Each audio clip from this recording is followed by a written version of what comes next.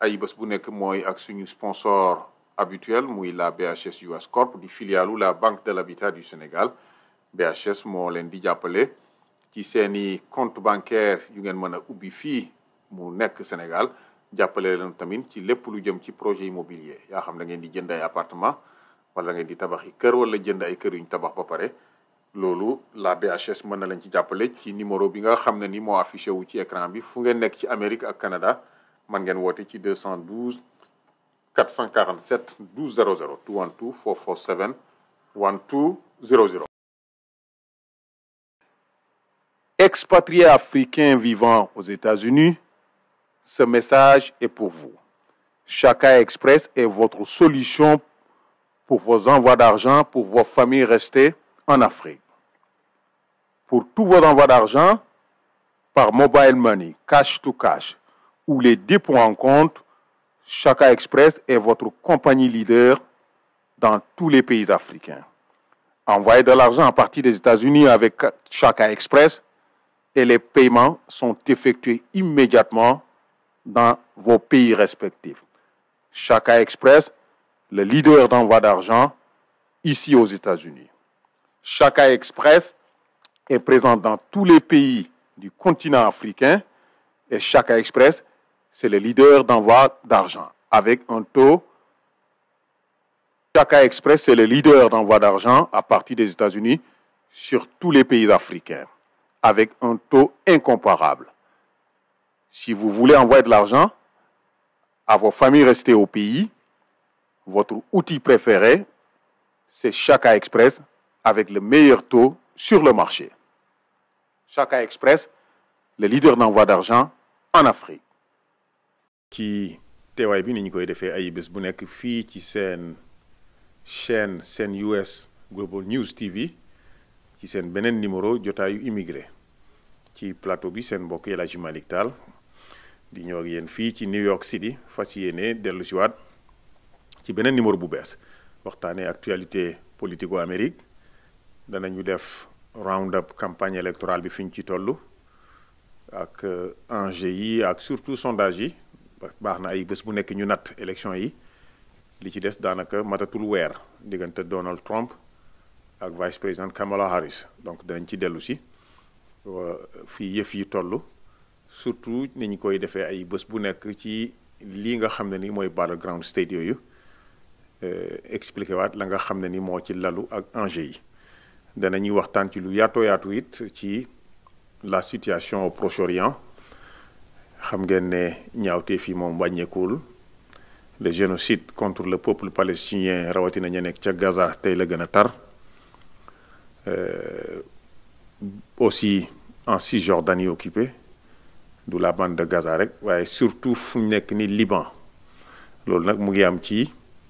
dans un contexte boo xam ne ni États-Unis ak Israël ñoo ngay bokk di planifier naka la ñuy riposter ci représailles yi nga xam ne ni moom la Iran defoon ci Israël ba sox fa ay missiles balistiques loolu am na ci coordination boo xam ne am na ci diggante ñaari réew yi diggante président Biden ak Benjamin Netanyahu ci phone call téléphone boo xam ne waxtaane nañ ko danaa ci dellu si ak la ca mën a juddu ci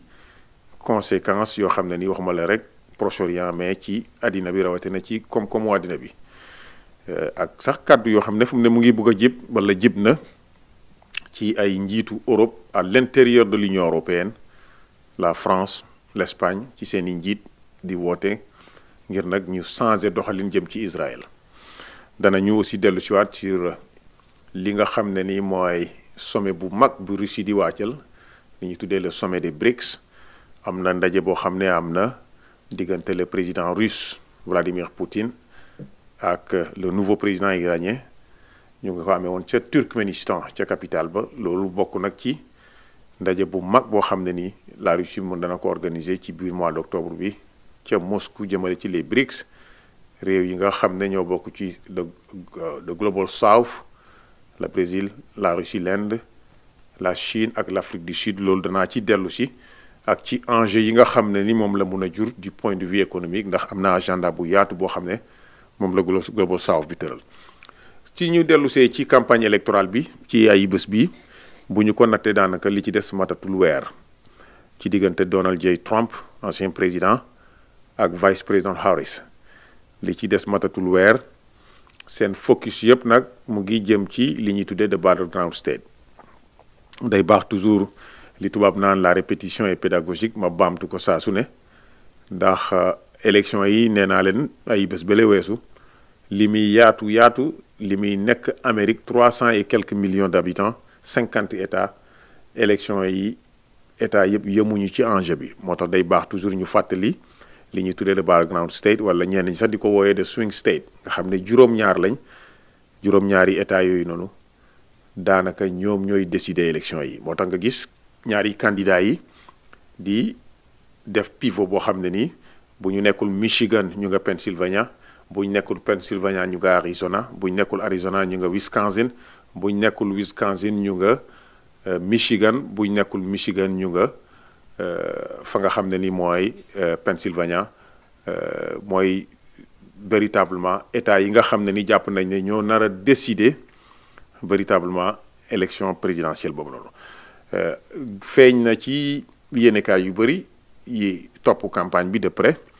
que vice président Harris diir bi nga xamee ne président Biden bàyyi na candidature am moom mu lancé wu diggante boobu ak léegi moom vice président Harris li mu dajale ci xaalis mat na wala mu ëpp $1 milliard $1 billion loolu mooy fundraising ndax campagne électorale Amérique am na gaa financement mais financement public mais boo naree jël financement public dafa am lu la yoon may ci xaalis boo mën a raise loolu la ñuy tuddee de matching fund au niveau fédéral bu fekkee da nga bëgg nar a jël financement public dafa am noo xam ne ni sa fundraising li ngay laaj ci xaalis dafa am noo xam ne mënoo laaj yenn montants yi ci ay individu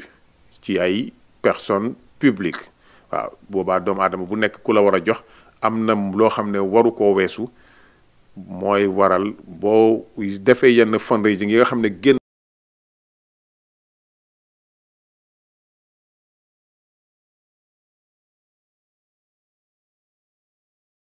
na limite yooyu mënoo qualifié ci li ñuy tuddee de public fund wala de matching fund donc Barack Obama bu ngeen ko fàttalikoo campagne yi mu def ëppoon na montant bi di dem ay milliards de dollars fu mu ne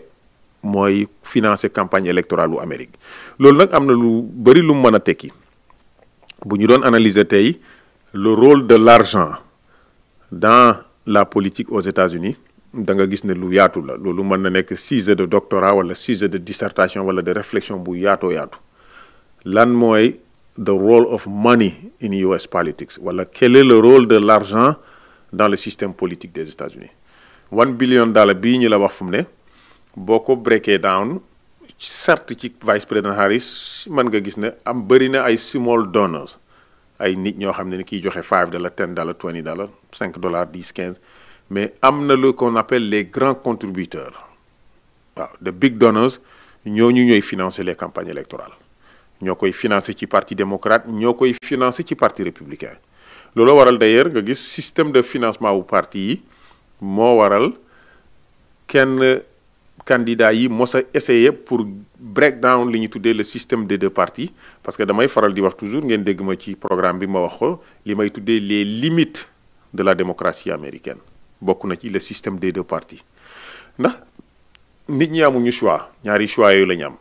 waaw da nga dégg ku ne la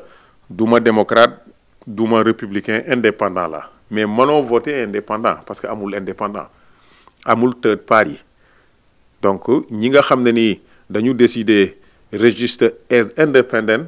amul parti bu tudd le parti des indépendants amul parti écologiste amul parti communiste amul parti socialiste soit démocrate nga wala républicain nga boo dee indépendant aussi ñaar ñooñu rek nga mën a voter certes élection présidentielle bi am na ñaari candidat lu ñu tuddee third party am na Jill Stein docteur Stein maa ngi koy expliquer que rek enjeu bi nga xam ne ni moom la nar a jouer ci biir élection yi am na beneen candidat bu ñuy wax docteur Cornel West un autre philosophe boo xam ne ni candidat la mais li tax mënuñu fël mooy d'abord au niveau fundraising mënuñu raise suffisamment d'argent pour établir une campagne nationale parce que restriction yi nga xam ne ñi ci fundraising yi ñaareel bi restriction yi ak modalité yi ñuy nattee seen candidature mënu leen permettre ñu qualifier ci débat yi parce que ci débat yi ñaari natt la mooy soit nga qualifier ci poll yi nga poll around double digit donc seen poll yeggul double digit ils sont pas à 2 chiffres ci sondage yi ou bien ñu am nu ñu raise montant boo xam ne ni ñu natt ko ñu ne raise nañ plusieurs millions de dollars pour ñu mën a qualifier ñaar yooyu amul donc yàgg naa am fii third party candidate amu ci kenn ku mos a percer système boobu ndax système politique bi ni mu tëddee mooy bépp candidat boo xam nga ni yegg nga ci mën a percer les plus de 5% bu boobaa nag da ngay commencer qualifier ci li ñuy tuddee le financement public bu boobaa the Federal Election Commission kuréel gi nga xam ne ni mooy saytu élection yi daf lay permettre nga qualifier ci financement public ñu financer la donc boo seetloo pôle yi nga xam ne ni moo fi jaar Dr Jill Stein mu ngi toll ci 3%. Dr West Cornel West mu ngi poll around 2%. léegi nag wax naa ko semaine passée entre parenthèses la une fois encore bu Jill Stein amee 5%. loolu dafa bokk ci loo xam ne dana casser le système des 2 partis et elle pourra désormais wala beneen third party candidate bu fël la bu boobaa mën na register pour qualifier ci ce qu'on appelle le financement public des campagnes loolu lu mat a bàyyi xel la ñu bëri jàpp nañ ne cette fois-ci possibilité la ndax Dr Stein mooy battre Kamala Harris au niveau des musulmans américains yaa xam african américain la wala palestinian américain wala même de manière générale arabe américains en tout cas jullit yi ñu pool nga xam ne jullit yi peut-être ils sont environ de 5% ci population bi ñu ngi toll ci ñoo xam ne ni majorité bi danañu boo deful ndànk votel ki nga xam ne mooy Jill Stein donc xaalis li tubaab di tuddee le nerf de la guerre mooy dicter pratiquement politique aux États-Unis lu fi yaatu la non seulement les grands donneurs ñooy financer campagne électorale yii ma wax yaa xam démocrate wala les républicains mais ces grands donneurs même boo seetloo boo jëlee par exemple lu mel ni AIPAC de American Israeli Political Action Committee mooy le lobby israélien nga xam ne ni ñooy lobby bi ëpp doole dans le système politique aux États-Unis te dugal seen loxo ci campagne yi daanaka xeex candidat bu ñu mos a xeex perte nga élection yi gis ngeen ko nit ñi def ci Jamal Bowman congressman la woon bu nekkoon fii ci l'état de New York noonu la perte élection yi ci primaire yi donc ñu dem supporter ki nga xam ne moo koy primaire yi def fa des dizaines de millions de dollars ci race boo xam ne it's a congressional district même chose la ñu def ci Cori Bush beneen congresswoman la african américaine moom aussi bu nekkoon Missouri li tax ñu xeex ñooñu mooy ak ñeneen ñu doon xeex surtout ñi nga xam ne dañu critiquer la politique israélienne dans les territoires occupés surtout génocide bi à Gaza ak ñaawteef yi nga xam ne am en Cisjordanie au Liban ñu daal di leen di xeex ba ñu perte élection yooyu noonu en tout cas perte ce qu'on appelle les élections primaires ba seeni rival ñoo mujj gagné donc xaalis bi du rek au niveau de l'élection présidentielle fa lay gën a fës gaa mais c'est au niveau des sénateurs au niveau de la Chambre des représentants donc bu ñu ne la Kamala Harris dajale na plus d'1 milliard de dollars xamal ne balaa élection yi dana ëpp loolu et que l'élection c'est des milliards de dollars te loolu c'est beaucoup d'argent moom mooy dugg ci élection au Amérique donc xaalis bi en quelque sorte mooy dicter fii politique bi di tegu les grands donneurs ñooy financer ñii di financer grands donneurs yooyu noonu ku ci nekk ci ñoom am nga benn agenda boo xam ne ni ëllëg ci ngay jéem a suxlu l'administration pour ñu dawal agent républicain ci campagne bi ñu nekk tey ñi ciy def seen alal ku mel ni Elon Musk c'est l'homme le plus riche aux États-Unis il pèse plus de 200 milliards de dollars li ñu namm ëllëg mooy ñi nga xam ne ñooy financer surtout du côté républicain mooy naka la ñuy fexee ba ñi nga xam ne ñooy les grands donneurs yor xaalisu réew mi nekk les grands CEO et les grands patrons fexe ba du ñu fay taxe wala bu ñuy fay ñu fay tuuti ci impôt ak i taxe fexe ba ñeneen ñi nga xam ne nii seen doole tollu fa ñu ëpp lu ñu fay ci ay lempo ki task bokk na ci tey grand donneur yooyu di financer le parti républicain nu ñuy def ëllëg ba dajji lii ñuy tuddee di Affordable Care Act. di Affordable Care Act c'est un système de santé fédéral boo xam ne nii bi président Obama ñëwee en 2008 bokk na ci achievement réalisation number one bi mu njëkk a attaqué mooy tëral un système de santé publique boo xam ne nii tey permettre na lu mu bon 30 millions d'Américains yoo xam ne amuñu woon assurance maladie tey mën nañ ko am au niveau fédéral ndax bu ñu qualifié wul ci yenn yi yaa xam Medicare la wala qualifié wuñ à travers seen liggéey bu boobaa am na ay subsidies yoo xam ne ni ay subventions yoo xam ne à travers benn pool boo xam ne ni di Affordable Care Act moo leen permettre ñu am ko tey gis nga ñoo xam ne assurance maladie yi ñu yor seen i premium weesuwul ay $10 $20 par mois wala léeg-léeg sax du ko mat loolu subvention boobu moo ko permettre et loolu 30 millions de personnes bénéficié wu nañ ci. ça veut dire que Donald Trump bu nekkee président bokk na ci li mu lim ci agenda 2025 project 2025 bi mu tëral li muy dajji bokk na ci di Affordable Care Act bi am na sax ñu ko daan tooñee président Obama à l'époque jamono bu ngeen ko fàttalikoo moom lañ daan tuddee di Obama Care donc c'est extrêmement important donc nga gis ne rôle xaalis bi du rek financer mais ñii financer dañu am agenda bokk na tey par exemple boo jëlee les compagnies aériennes bokk na ci seeni financement ak seeni lobbying suxlu bu ñuy suxlu nu ñuy def ba du ñu fi tëral li ñuy tuddee les trains à grande vitesse président Obama yéen a ngi fàttaliku jéemoon na ko à l'époque comme ni mu amee dans les pays européens et la Chine dans beaucoup de pays asiatiques fii amu fi 50 états yi li leen di relier c'est les compagnies aériennes da ngay gis lu mat 15,000 flight a day waaw diggante East Coast ba West Coast te pourtant ab réew mi am na moyen am programme def lu ñuy tuddee ay TGV ay train de grande vitesse train jógee New York war a relier Los Angeles jógee Chicago jëm Colorado Denver mais loolu compagnie aérienne yi duñ ko seetaan def nañ lu ñu mën train yi fi am na ay train Amtrak day dem mais du TGV du train à grande vitesse te demeewul noonu donc loolu nga gis ne c'est extrêmement important nga xam li ngay dégg campagne bi nga xam ne la ko lal mooy xaalis mooy le nerf de la guerre boo amul xaalis aux États-Unis munoo campagne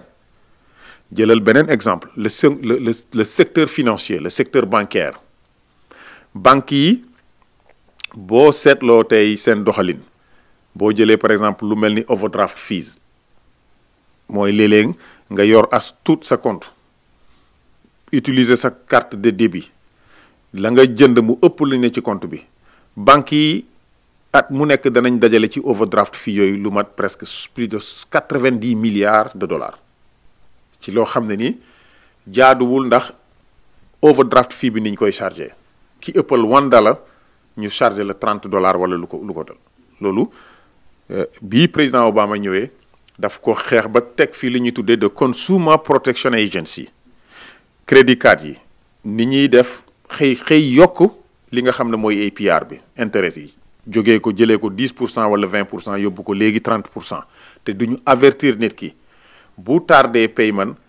mu tombeek weekend ñu teg ci loo xam ne moo ëpp de minimum bi nga xam ne moom la ñu requirement pour paiement yi yëpp ay xeetu mbir la yoo xam ne nii am na fi administration yi fi jaar yu ko jéem a xeex mais da ngay gis ne compagnie yi ma lim xam nañu candidat bi nga xam ne mooy dawal véritablement li nga xam ne moom lañ bëgg fa la ñuy injecter beaucoup d'argent maintenant dëgg la participation individuelle wax naa ko sànq c'est limité nit ku nekk la nga mën a dugal ci campagne yow en tant que nit c'est limité je pense à $2,500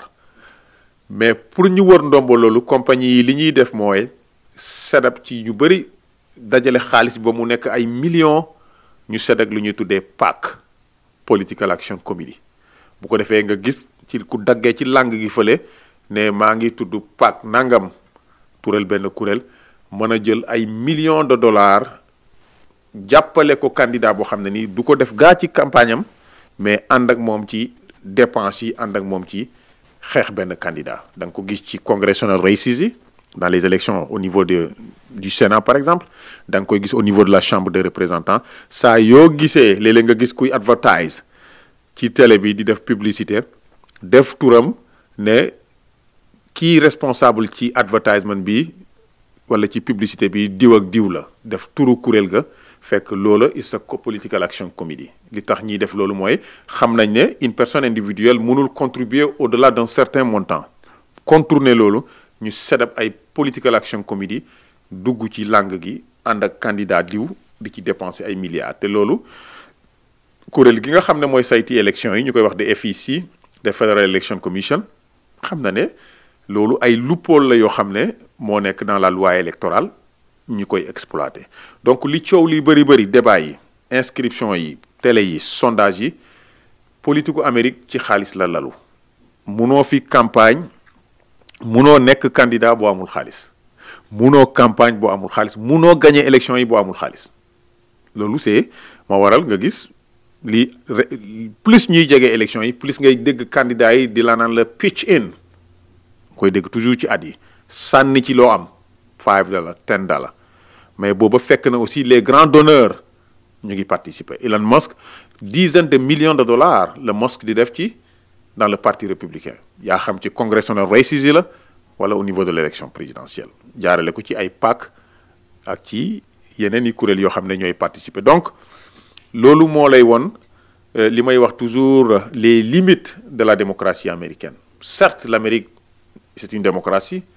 da nga ko gis ci la liberté de la presse la liberté d'association la liberté religieuse la liberté freedom of speech ci sa waxin sa pétition certes ci élection yi da nga gis ne c'est une démocratie mais nag du une démocratie parfaite c'est une démocratie limitée très limitée d'ailleurs te plus ñuy dem plus muy gën a feeñ waaw limité bi ci nga gis ne ñaari parti la nit ñi seeni choix yaatuwul benn ñaareel bi l'argent joue un rôle primordial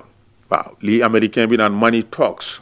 loolu moo am exactly xaalis mooy déterminer beaucoup ci langue politique bi fu muy jël ak ni muy doxee donc loolu lu mat a bàyyi xel la looloo waral nga gis d'ailleurs non seulement xaalis bi mais li may tuddee de biases mooy loo xam ne ni véritablement ñu bëri dañ ko xool ne ndax boo jàngatee tey ñaari candidats yi boo jëlee Donald Trump amul benn nattuwaay boo mën a natt bu lay mën a comprendre nga xam ne lu tax Donald Trump war a mën a nekk candidat Donald Trump nekkoon na président ñu impeach ko twice yoo xam ne ni xaw nañu tekki ndombo tànkam ci ay crimes yu mu commettre wala ay délits yu mu def en tant que président parce que Amérique le président dans l'exercice de ses fonctions mënuñu ko arrêter le président ne peut pas être poursuivi pendant qu'il est président s'il est dans l'exercice président bi ki nekk président mënee su ko topp au pénal atte ko yóbbu ko kaso mënul ne parce que dafa am doctrine boo demee ci le département de la justice am na fa office bu ñuy tuddee office of the legal counsel dañu issue memorandum naka jekk ne kon président bi mënee su ko topp kon président bu defee luñ ko war a toppee ban daan lañ koy teg daan bi atte bi c'est politique mooy impeachment kon bu boobaa la chambre des représentants da koy inculper yóbbu ko ci Sénat bi ñu traduire ko fa en procès tekki ndombol tànkam loolu dal na Donald Trump 2 fois he was impeached twice donc inculpé devant la chambre indi le dossier devant le Sénat ñu try ko ñaar yëpp le Sénat jamono jooju ay républicains ñoo ko disé Sénat bi ils ont refusé effectivement pour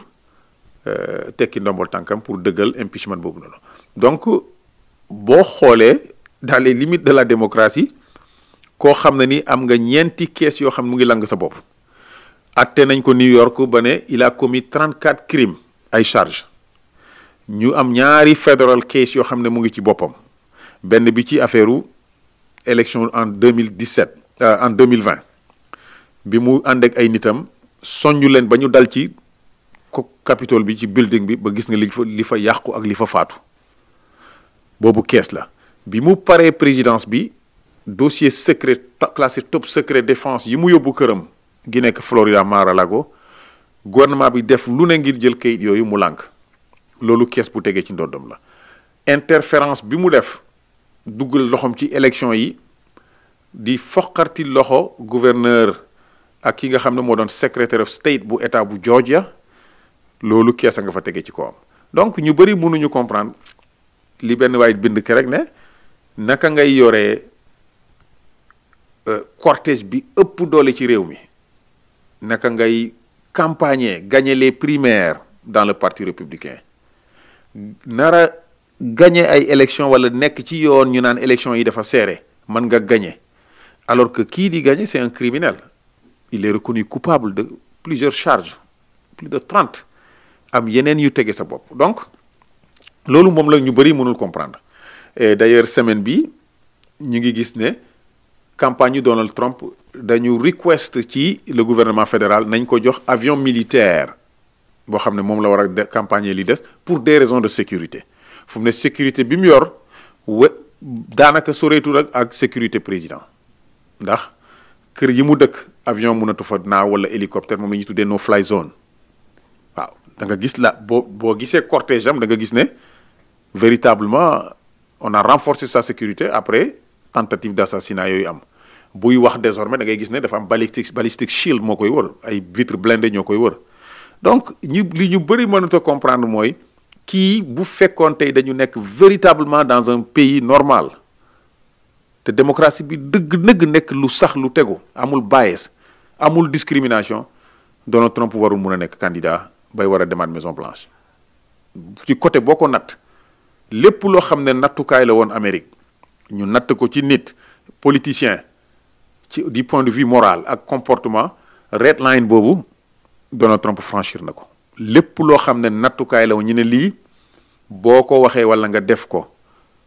sa carrière politique yam fi Donald Trump def na ko et ça n'a pas brisé sa carrière politique et loolu mooy indi li ma wax semaine passée nervosité boobu noonu ci le parti démocrate surtout ci yenn cercle yi en dépit xaalis bi ma wax léegi plus d'$1 milliard boo xam ne vice président Harris raise na ko volontaires yi sign up ak njaaxum yi nga xam ne nii Donald Trump nga ko yenu loolu feeñul ci poll yi feeñul ci sondage yi donc battleground state yi ma waxoon 7 battleground state yi boo xoolaatee the latest poll yi génn the New York Times the CNN poll battleground state yooyu still tight moo tax yenn politologue yi xool analystes yi ñu ne lii tax élection bi kenn mënul xam fu mu jëm mooy battleground state yooyu is too close to call donc élection bi ci boppam 7 états yooyu parce que serré boo xam ne xamu fu mu jëm donc élection bi xamuñ fu mu jëm ndax sondage yi ñu fi am yëpp is within the margin of error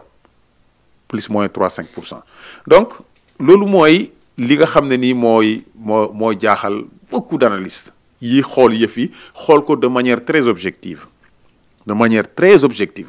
kii lépp loo xam ne nit mos na koo def wala mu taxawee ko def ko ci perte na carrière politique am yem na fa wala carrière am sax professionnelle de manière générale Donald Trump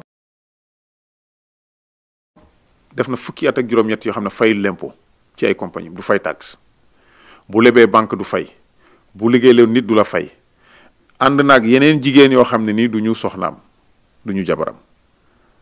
ànd nag jigéen yoo xam dañ ko accusé de violé na secret défense boo ko doon lim doo fi jógee he was impeached twice en tant que président ak yeneen te le niveau de racisme bi mu am ci nit ku ñuul am ko ci immigré yi kenn mënu ko natt en dépit lii ma wax yëpp mën na nekk encore the next president of the United States parce que sondage yi tey waroon nañu nekk ne mais bi Kamala Harris jiitoon na 10 points wala 8 points wala 9 points but the election is tight dead end tight very tight ci battleground state des fois tight au niveau fédéral donc moo tax ñu bëri di continuer di xool this battleground state parce que ñoo nar a déterminer l'élection présidentielle donc nga gis ne li yëf yi jaxasoo yëpp li muy seere yëpp li justice bi di tege ci ko am justice bi ci boppam sax dem na ba dugal loxoom ci pour secourir Donald Trump yéen a ngi fàttali fi am na fi programme bu ñu fi defoon ma expliqué ci jamonoom am benn dossier bu ñëw devant la Cour suprême bu ñuy tuddee de presidential immunity l'immunité présidentielle kees boobu dafa ñëw ci kanamu code bi ñu laaj code bi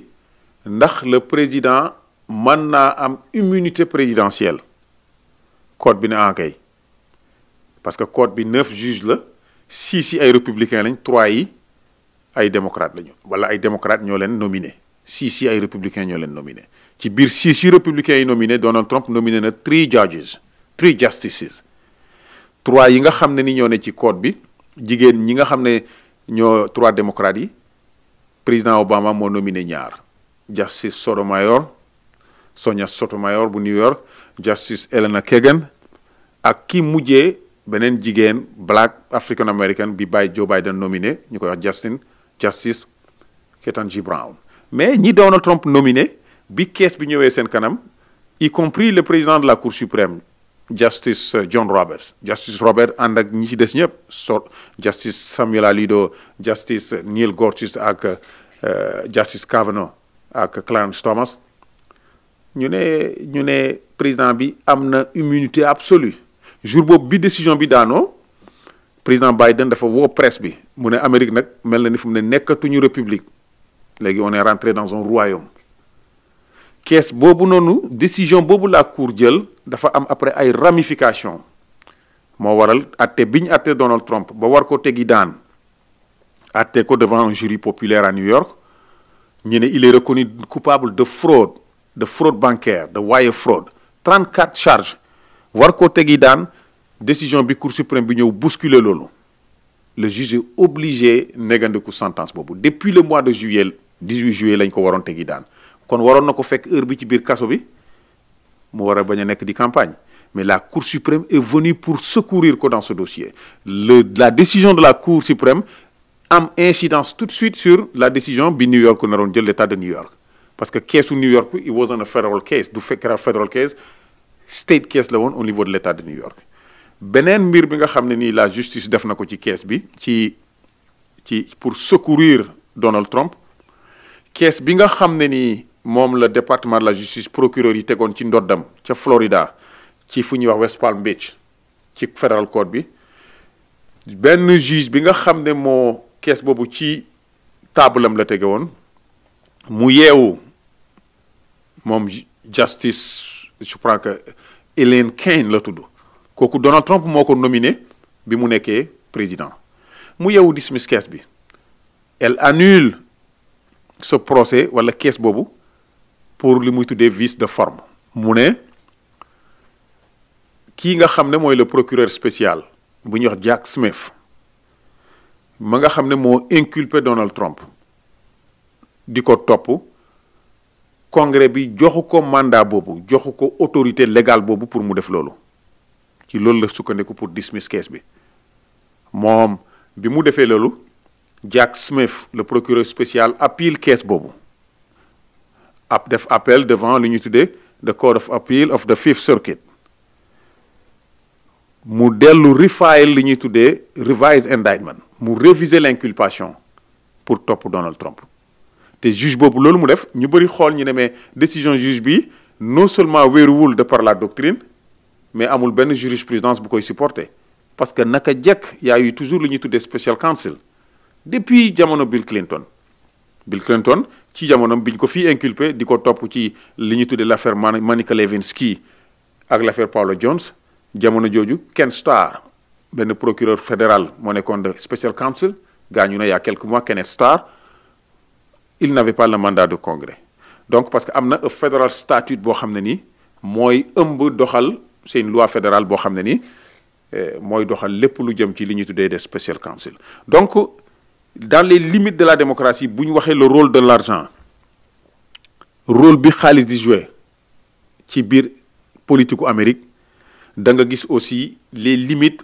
surtout ci loolu ci jamono Donald Trump la gën a feeñ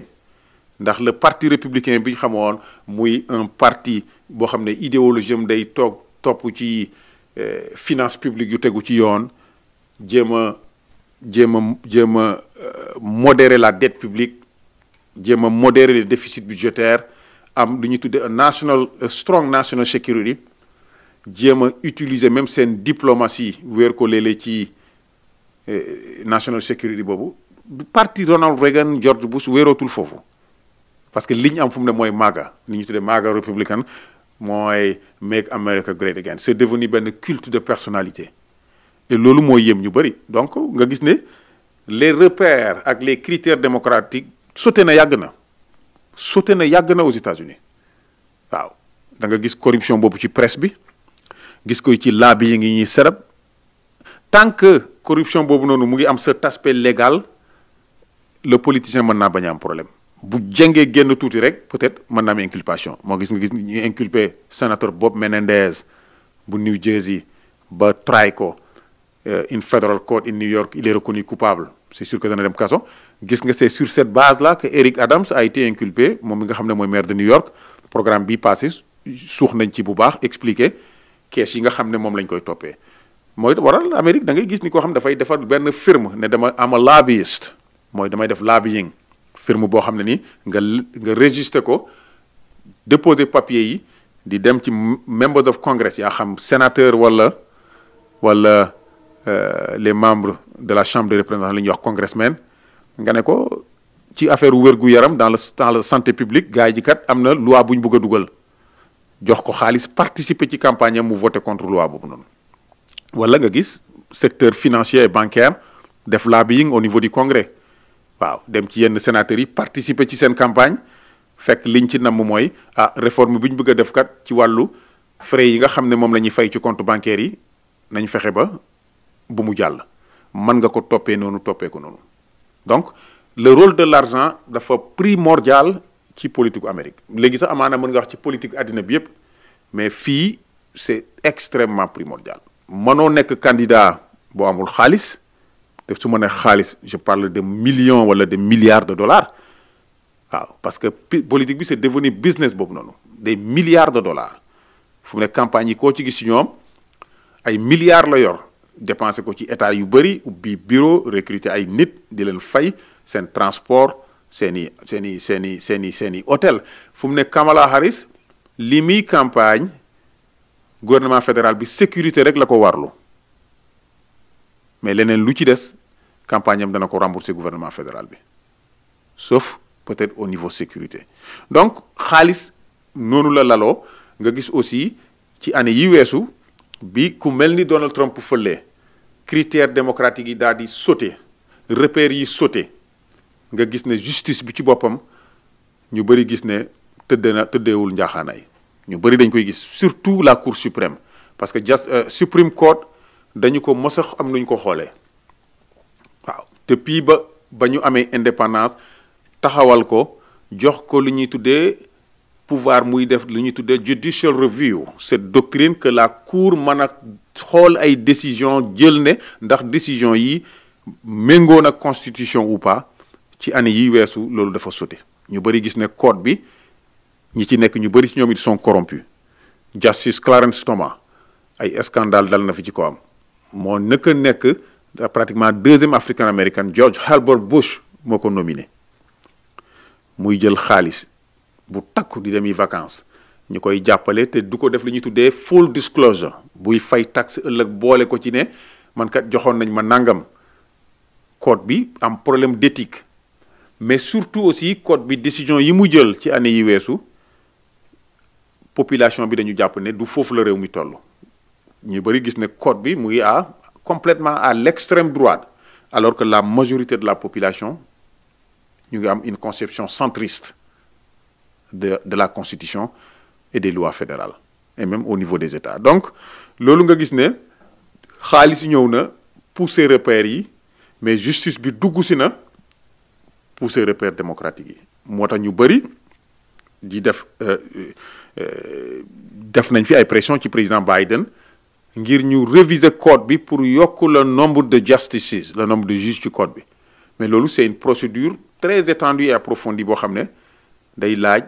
2/3 of the Congress les 2 tiers du Sénat et de la Chambre des représentants et 2 tiers yooyu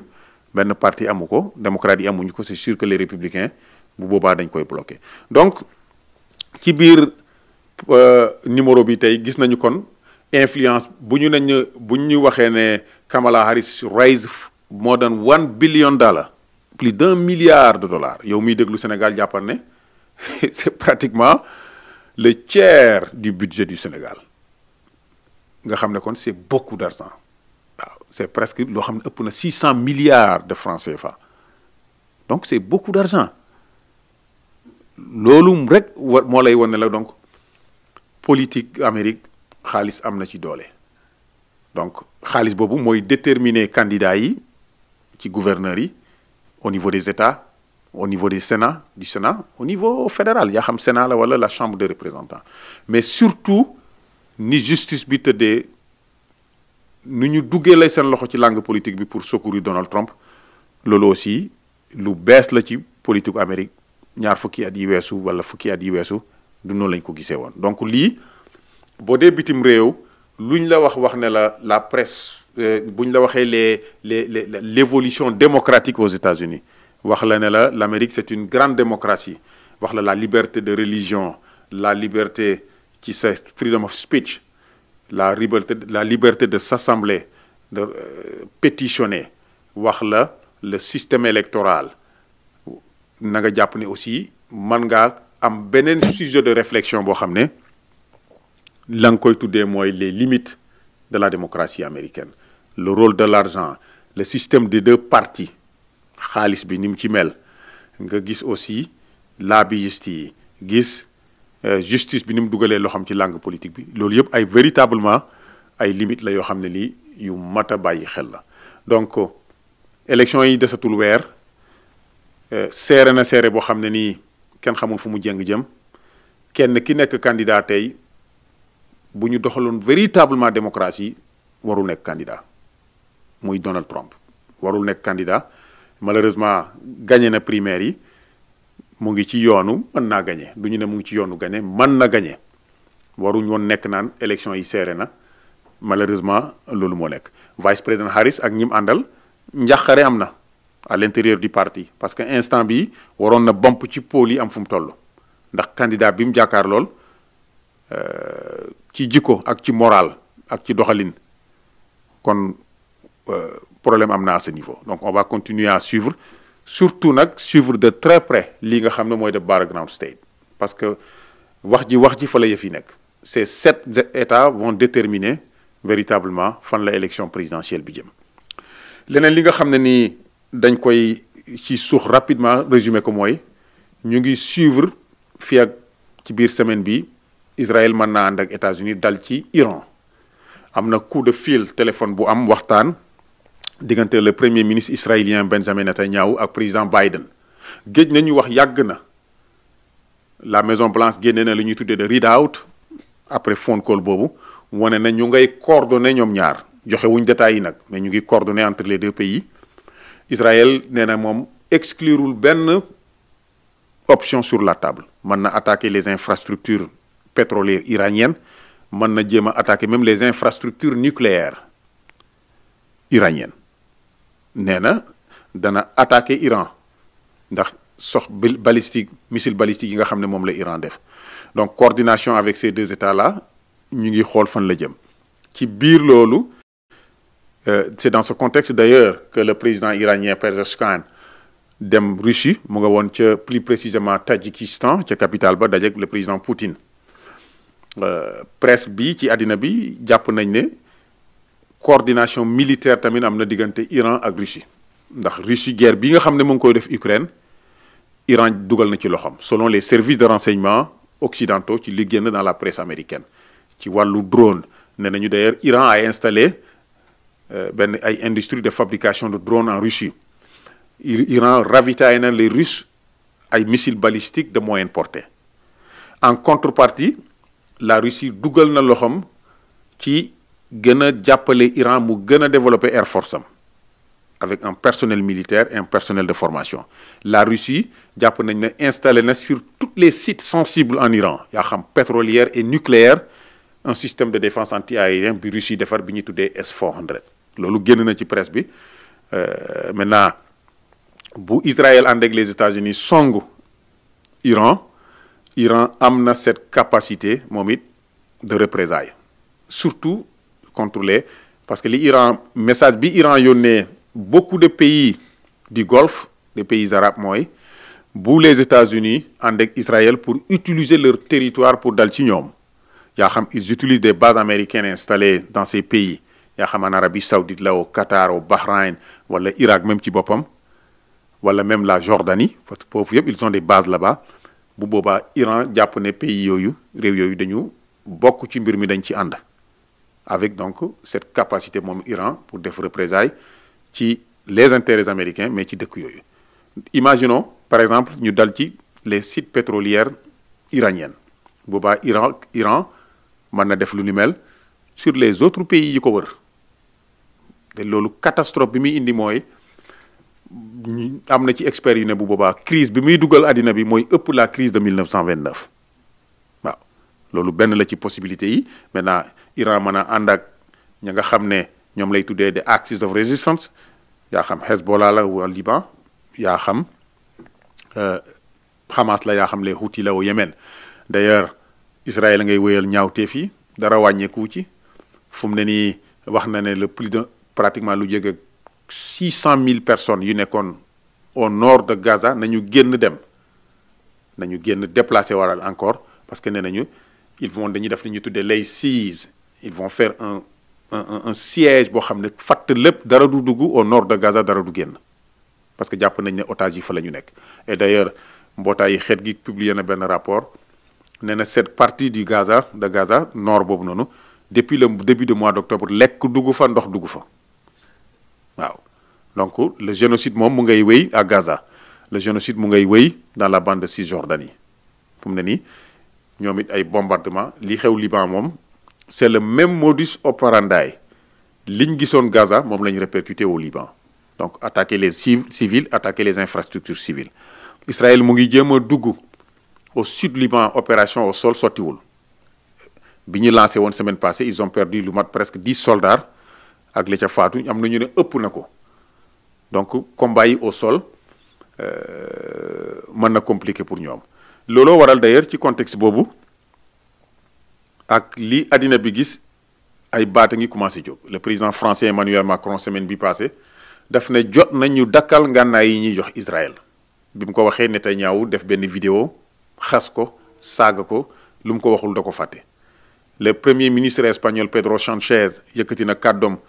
ci Italie gannaaw ba mu dajeeg le pape Jean-Paul II le pape Benoît dajeeg moom le pape Francis ne jaadu nañu la communauté internationale yëkkati kàddoom ci li nga xam ne moo xew mais nag li xew jarul ñu koy guddal dama koy wax toujours ma ne li xew ni mu xewee xam nañ ko yenn réewu tubaab yi li ëpp ci ñoom les États-Unis la France dans une certaine mesure la Grande-Bretagne surtout et l'Allemagne l'Australie le Canada ñii ñooy réew yi nga xam ne nii ñoo complice ci génocide bi ñoo ci dugal seen loxo ñoo ko financé ñooy joxe ngànnaay yi 60% des armes viennent des États-Unis bombardement yi ngay gis les avions c'est des avions de fabrication américaine missiles yi c'est de fabrication américaine ak li ci des États-Unis ñooy joxe xaalis bi ñoo joxe des dizaines de milliards ñoo joxe aussi li may tuddee la couverture diplomatique le diplomatique cover bépp résolution bu ñu utiliser wala bu ñëw devant le Conseil de sécurité sur la base du chapitre 7 les États-Unis bloqué nañ ko naka noonu Allemagne naka noonu la Grande-Bretagne donc réew yi ñoo ànd ci yëf yi ba li am mën a am maintenant cassure commencé naa am parce que the Global South moom yëkkati woon nañ seen baat l'Afrique du Sud ànd ak ñeneen porter plainte devant la Cour internationale de justice mais ci biir Union européenne bi Espagne nekk na ki njëkk a reconnaître l'État palestinien def échange d'ambassadeurs et ça Espagne yëkkati na baatam du benn du ñaar di woote na yëf yi dakk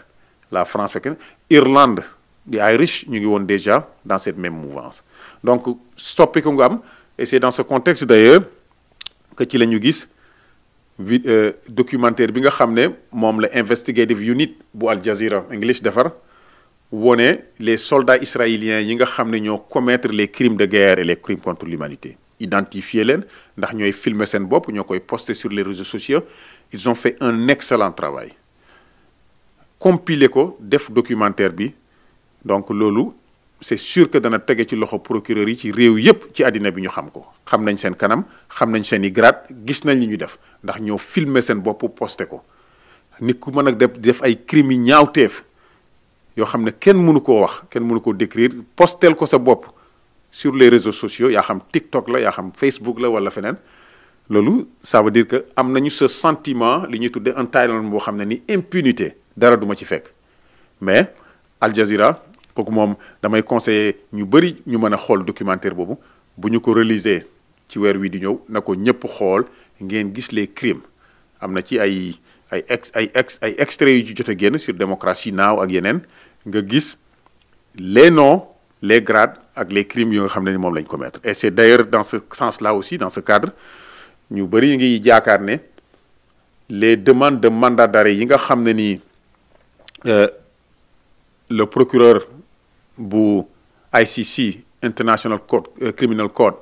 Karim Khan mu ngi ko doon sàkku ci devant la chambre criminelle ñu bëri jàpp nañ ne mën na antu yaakaar nañ ne danañu du yàgg ñu gis un mandat d'arrêt wala des mandats d'arrêt contre yi nga xam ne mooy Benjamin Netanyahu et son ministre de la défense Yoav Gallant donc loolu ñu ngi ci bàyyi xel bu baax a baax donc li ñuy bàyyi xel pour les prochains jours mooy l'attaque israélienne nar ci ànd ak les États-Unis contre l'Iran fan lay amee naka lay amee lan mooy nekk les cibles militaires bu amee lan mooy nekk réaction wu Iran ak lan la mën a jur loolu lu mat a bàyyi xel la pour les prochains jours donc loolu danañ ci bàyyi xel leneen li nga xam ne ni danañ ko suivre dellu siwaat ci mooy le sommet des BRICS donc sommet bi nga xam ne moo war am Russie entre le Brésil la Russie l'Inde la Chine et l'Afrique du Sud c'est un sommet intéressant ndax réew yooyu ñu ngay lancer un système de financement international boo xam ne dana wuuteeg li réewu tubaab bi teg jusqu'ici luy niroog seen banque mondiale bopp luy niroog seen fonds monétaire international bopp luy niroog un système bu wuuteeg li nga xam ne moom la tubaab bi def les pays occidentaux et les États-Unis loolu aussi lu mat a bàyyi xel la danañ ko suivre ça va être ci biir mois d'octobre bi donc daanaka lii lañ naroon tënk tey ci programme bi ñuy fàttali kon ngeen share vidéo bi bu ngeen ko liker gis ngeen chaîne bi il faut ngeen continuer di abonné ci chaîne bi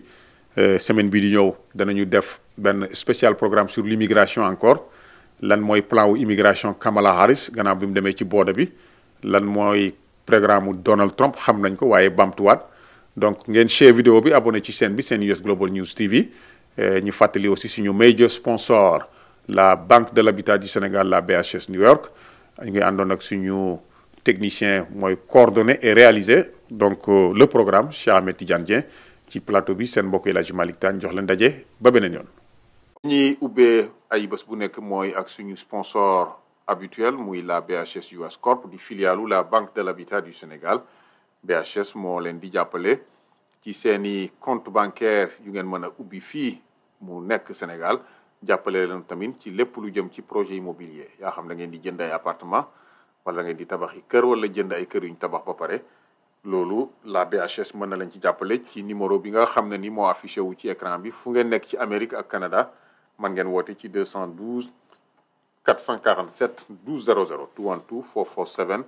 1200. Expatriés africains vivant aux États-Unis, ce message est pour vous. Chaka Express est votre solution pour vos envois d'argent pour vos familles restées en Afrique. Pour tous vos envois d'argent par mobile money, cash to cash ou les dépôts en compte, Chaka Express est votre compagnie leader dans tous les pays africains. Envoyez de l'argent à partir des États-Unis avec Chaka Express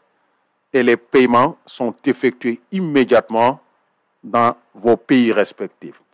Chaka Express, le leader d'envoi d'argent ici aux États-Unis. Chaka Express est présent dans tous les pays du continent africain et Chaka Express, c'est le leader d'envoi d'argent avec un taux.